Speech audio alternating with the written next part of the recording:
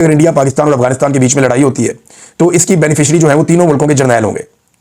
अगर एक मुख्तसर लड़ाई होती है, मैं लंबी लड़ाई की बात नहीं कर रहा, 2-4-5 दिन 6 दिन की टुक टक लगती है, अगर हफ्ता 2 हफ्ता, तो जर्नैल जो है वो तीनों मुल्कों के इसके बेनिफिशियरी होंगे।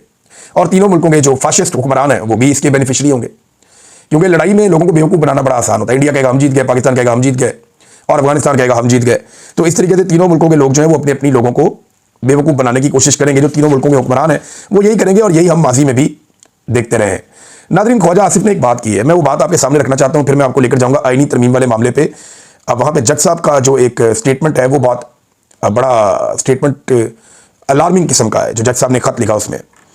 अच्छा, इसमें ना जो ख्वाजा आसिफ साहब का बयान है वो कहते हैं मैं आज जो कुछ कर रहा हूँ मुझे नहीं पता कि ये ठीक है या गलत है, क्योंकि मेरे पास इसके असरात जानने की सहूलत नहीं है। मुझे नहीं पता कल इसके नतीजे में क्या होगा, लेकिन 40 साल बाद तारीखदान बताएंगे कि ये सही था या गलत था। जनरल ज़िया ने आज से 40 साल पहले जो कुछ किया वो गलत था। मैं उस पर तनकीद भी करता हूँ। आज मेरे वालिद उसकी काबीना का हिस्सा थे, लेकिन उनके पास भी सहूलत में असर नहीं थी, इसलिए उन्हें पता नहीं था कि वो गलत कर रहे हैं या ठीक कर रहे हैं। तो ख्वाजा आसिफ साहब, ये ना आजकल के दौर में स्कूल के, यूनिवर्सिटी के, कॉलेज के बच्चे को पता होता है कि सही क्या और गलत क्या है। कुछ उसूल हैं जो दुनिया ने पूरी ने वज़ा कर दिए हैं। कुछ तो हमारे इस्लाम के उसूल हैं, उनसे आप दूर नहीं जा सकते। इंसानी अखलाकी उसूल हैं, उनसे आप नहीं दूर हट सकते, जो आप लोगों ने छोड़ दिए। और कुछ बुनियादी उसूल है। नंबर 1 ये है कि मैंडेट का एहतराम आपको हर हाल में करना चाहिए। अगर आप नहीं कर रहे तो आप गलत कर रहे हैं।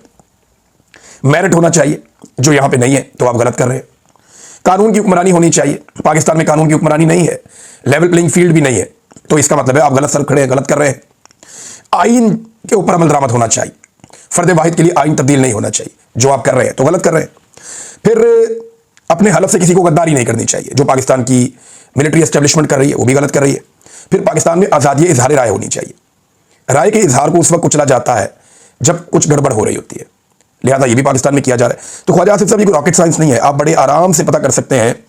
सेट पैटर्न मौजूद है, कुछ उसूल मौजूद है, आप उन्हें अपनाएं तो आपको गलती की गुंजाइश नहीं मिलेगी अपने कामों में। आपके वालिद साहब भी अगर ये करते तो एक डिक्टेटर के साथ खड़े ना होते, और अगर आप भी करते तो आप डिक्टेटर को सपोर्ट ना करते। आप खुद अपने मुंह से कहते हैं कि मैं एक हाइब्रिड निज़ाम का, यानी दोगले निज़ाम का सपोर्टर हूं। तो जो चीज़ दोगली होती है वो ठीक तो नहीं होती ना। तो ख्वाजा आसिफ साहब ने यहाँ पे, उनकी मैं थोड़ी तस्हीह कर दूं।